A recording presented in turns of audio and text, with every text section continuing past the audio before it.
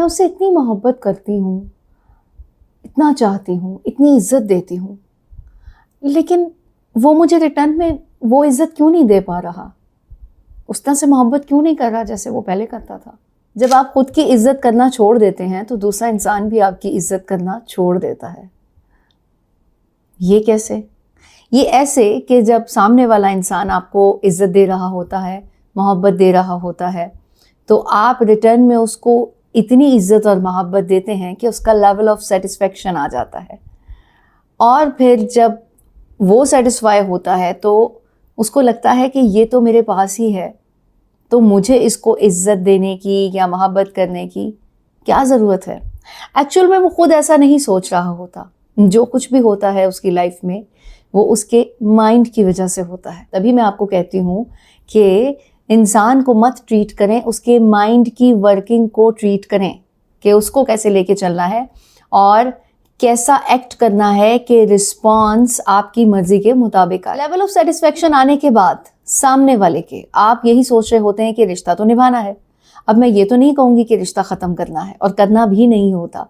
जहाँ आपने साल 2 साल लगा दिए, समझे आपने इन्वेस्टमेंट कर ली, आप सोचते हैं जुड़े रहने के लिए उसे एहसास दिलाते रहें कि हम तुम्हारे साथ हैं, हमारा रिश्ता बहुत मजबूत है, और अपना इनपुट देते रहें, जबकि सामने वाला आपको इज्जत और मोहब्बत देना स्टॉप कर देता है। Big cross, no.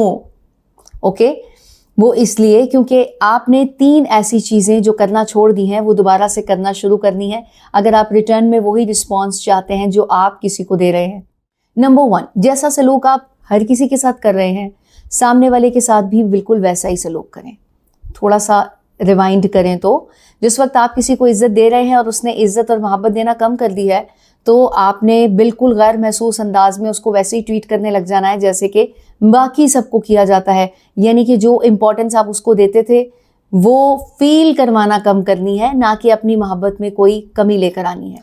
यानी कि इंसानियत के रूल्स जो कि सबके साथ होते हैं वो ही उसके साथ भी हैं, बाकी सब स्किप कर जाएं, उठा के अलमारी में सेव कर लें।